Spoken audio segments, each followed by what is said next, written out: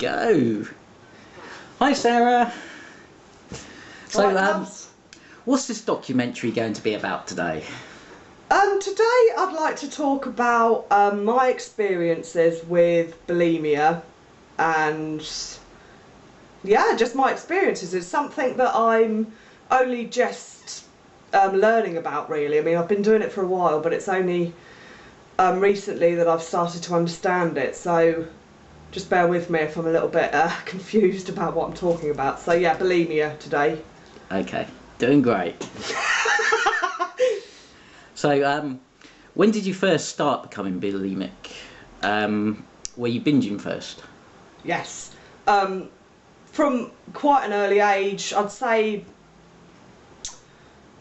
well, yeah, I'd say probably about 12 I started to binge eat, and I was comfort eating, and then I think I was about 21 when I started the whole, because when I binge eat now, I make myself sick, put my fingers down my throat, make myself sick. So I think I was about 21, 22 when I started the bulimia, but the binge eating has been a problem for quite a few years. Okay, and so why do you binge? Can you tell me about that? Comfort. And I've just, yeah, it's comfort eating, but I've also figured out that if I've got a sense of loss, maybe, a sense of loss, like, just an example of this, my little pet mouse died a few days ago, and it was like, I'd lost my pet, and I realised that had triggered me, and I had quite a big binge yesterday, to binge and vomit yesterday. But also I think when I was I'm not sure, but when I was a child, if I was feeling a bit sad, a bit upset, and I needed comforting, you know, really a child, all they want is a cuddle, you know, really, when they're feeling upset.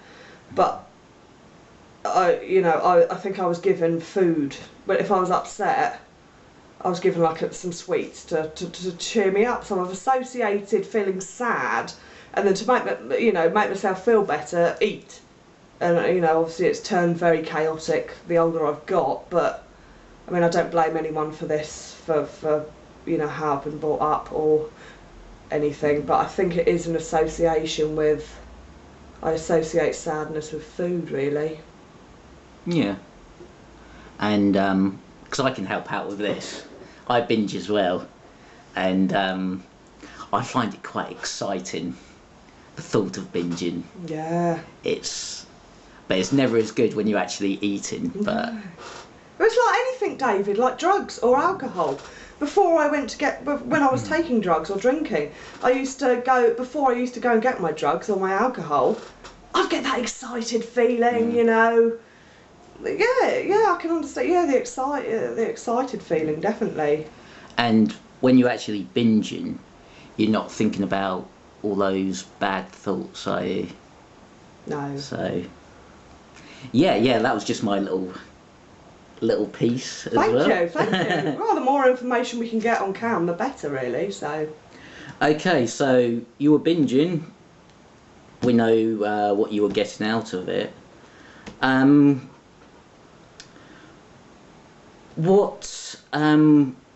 So what makes you vomit? Well, the vomiting isn't the behaviour. Well, it is the behaviour that I want to stop, but it's not the one I'm really concentrating on.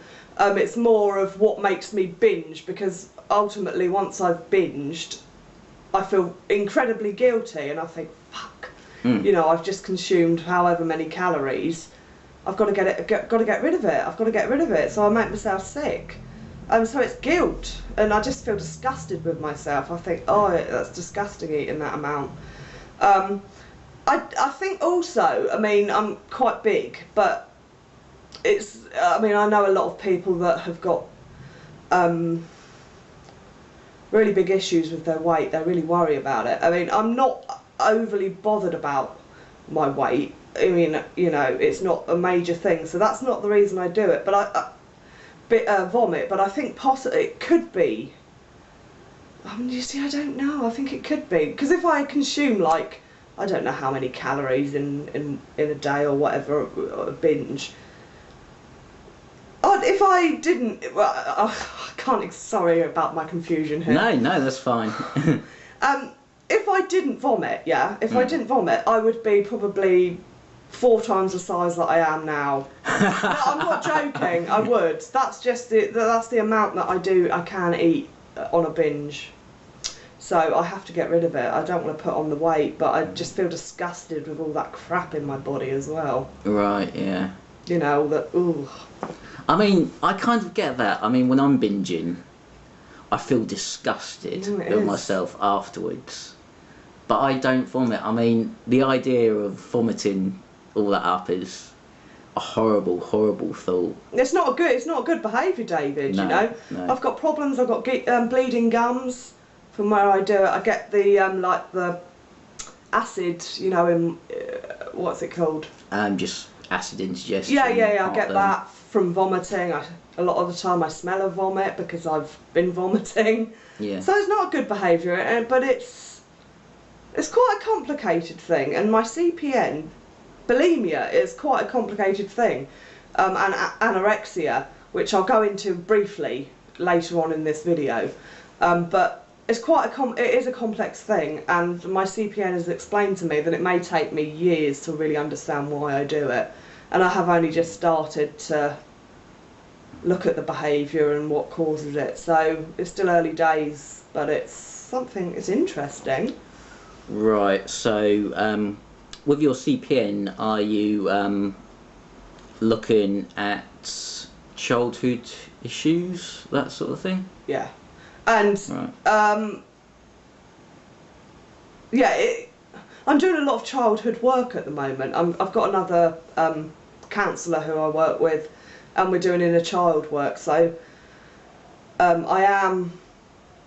Yeah, I think everything in your adult life does stem, maybe not fully, but does stem from your childhood. You know, and the ways that you learned to cope, maybe, and the ways that you were brought up, and it can really fuck with your mind. You know, everyone's fucked up anyway. You know, there's no one out there that isn't fucked up. We all are. Yeah, but true. You know, these behaviours are fucked up. So I want to, and I know that it's quite common. So I want to help people, really. Okay. We mentioned binging and vomiting. There are other methods of purging. Have you tried these? Unfortunately, yes. I've abused laxatives in the past, which I did for a while, and it made me feel bloody horrible. You know, I was really ill, and I realised, actually, what am I doing? You know, I'd have a binge, and then I'd take laxatives, and I wouldn't just take one, I'd take about 3 or 4, so the diarrhoea, the diarrhoea the next day was chronic. But I realised that it was just really water that I was losing, and it was, I probably was, I was losing, it just, laxative, I don't really understand why I using laxatives, but it's not something I've not thought about. But yeah, laxative abuse, and I know people that are bulimic and excessively exercise once they've binged. No, I'm not. No, I'm not. I just know that happens. I'm not necessarily talking about you, David, but no. But you do exercise, don't you? But you do that to help you feel good. Yeah, and because I feel guilty from there you go. The binging. There you go. I think a lot of it is to do with guilt. Yeah, it is. So. Get rid of it. Got to get rid of it. Got to get rid of it. And then also I also think to myself sometimes that, when I have a binge, the amount that I consume is disgusting, and then the guilt, it's a bit deeper, because I think about people that are starving and people that haven't got any food, and that is major guilt, and I think, yeah, I shouldn't be, there's people out there starving, and there's me in all this, So it is guilt, but a deeper level of guilt that is. Than Yeah, just- yeah. Yeah, I do stuff. So, how often do you binge and vomit? It depends really on my mental state, I suppose. Sometimes it's once or twice a week. Like if I'm quite well, like I am at the moment, it's once or twice a week. But that can increase to every day, sometimes up to 5 times a day. I've been known to do it. But when it's that severe, it's not necessarily binging. I make myself sick after everything I eat. So if I was to have an apple, I'd make myself sick, anything.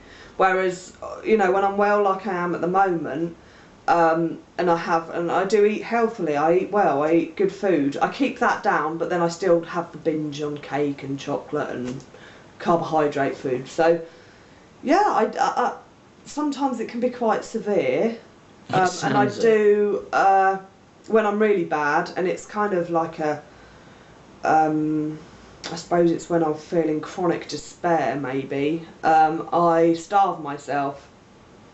And the reason why I do that is because I think when I've lost all self-worth and everything, and basically it's when I'm getting to not rock bottom, but when I'm getting really bad, quite low, I think, well, I don't deserve to be fed. And it's drastic, but I often think, I don't deserve to be alive. Sometimes I get these thoughts. This is when I'm, really bad. I mean, I haven't been like this for a while. But the starving, I starve myself, and then when I do eat, I make myself sick. So I've not got a very good relationship with food. No, doesn't sound like the ideal diet plan, does it? No, it really isn't. It really isn't. But at the moment, it's once or twice a week. So I can't really. Well, I can complain about it because I don't want to be doing it, but no. I'm nowhere near stopping it completely. I know this. It's going to take time, but yeah. So you're heading in the right direction. Yeah, I think so. I hope I'm getting a lot of help. So yeah, it's just it's a shame, really. Well, it's just concentrating on the positives, isn't it? And just keep on moving forward. I mean, your parents must have seen a big improvement, and actually that leads on to the next question. How has the reaction been with people who care about you? Again, the same with self-harm. It's been fear, I suppose. Why do you feel the need to do that? And I think, it's fear. People are scared. They don't understand it. And I mean, I'm not gonna lie. I don't really understand it completely. So I can understand people that don't do it. What the fuck? What the fuck is she doing? Yeah, I mean, I'm a big binger myself, but I don't understand the whole vomiting process at all. But it's something that I'm working on. I want to. You've got to understand yourself before you can understand other people, and I want to understand myself more than I already do, and if I've got an understanding of why I do this, what my triggers are, then, well, it can only lead to good things, can't it? It can lead to me solving the problem. But I've gone a bit off. What was the question? Yeah, it was the reaction of people who care about you. Yeah, I've had people say to me, when you have something to eat, that they try to stop the vomiting aspect of it.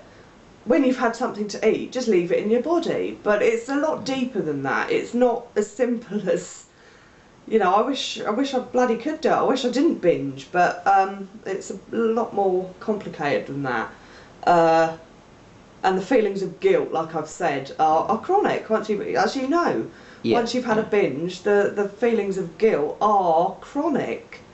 And like I've said, I suffer from guilt quite badly anyway. It's one of my biggest demons. But sorry, have I gone off the radar? Of course, a I always little bit. go off the radar. Yeah, I mean, you know, the reaction with, you know, your friends and relatives. I mean, Upsetting. are they dispensing advice, or what other methods have they used to help you? Eat healthily all the time, which I try to do. It's you know. pretty good advice. Yeah, which it is good advice. It is good advice, but there's something that I'm trying to feel when I'm eating all this junk.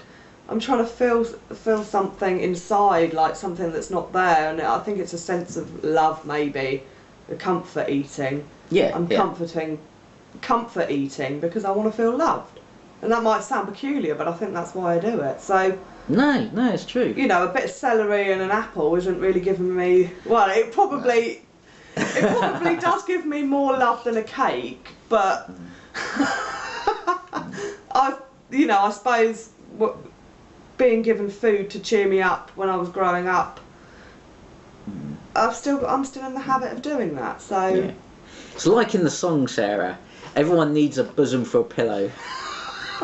what does that mean? I don't know.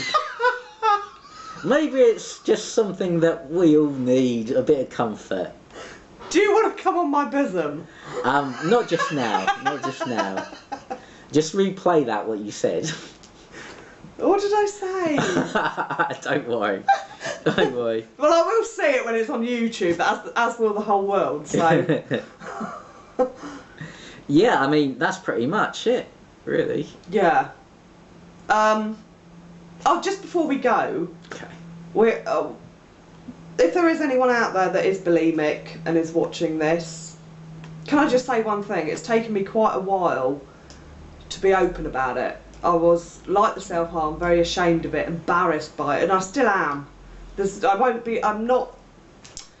am quite embarrassed by the fact that I do that, but I'm learning not to be, hence why I'm making this video. But so yeah, it's nothing to be ashamed of, and I am doing again DBT, which is, I'm beginning to learn the basics of DBT at the moment, which is helping me to discover why and stuff. So there is help out there as well, you know, for you. You just got to find it again. Okay, so like self-harm, first port of call is the doctors. GP, yeah. Yep. But I mean, my GP has referred me for CBT therapy for it, but I got, well, the therapist, well, the primary care mental health services said I was too complex because I'm under a psychiatrist as well, which is secondary mental health care. But luckily I'm actually getting somewhere now with the secondary mental health team, and I'm actually on the list to do DBT, so I'm getting somewhere with them. But primary, yeah, go to your GP, just fucking do it. No, I'm not. It's good advice. Yeah. But yeah, and what else? I like talking, David. Well, yeah, I know. How long have we got? 8 minutes. Is it? Is it not? Is the timing not going down? It is going down. Oh. Anything else you want to ask me? No. Okay. Well, I'll say bye for now, and I'd like to do videos in the near future on psychosis, depression, anxiety and panic attacks, I think drug abuse. Right. I think Can I just ask, Sarah, is there anything you haven't got? a stable mind. Brilliant. No, David, I am quite, I'm the first one to admit that I am troubled, but I wouldn't have it any other way. I bloody love this. This journey of self-discovery is quite an amazing one. But what haven't I got? That was a joke. A stable mind, David, and I wouldn't want one. I wouldn't want the stable mind. Fair enough. Fair enough. I'm too sane though. I Yeah, just contradicted myself. Well, no, because you've passed through insanity and you've come out the other side, and that is sanity. I've always been too sane.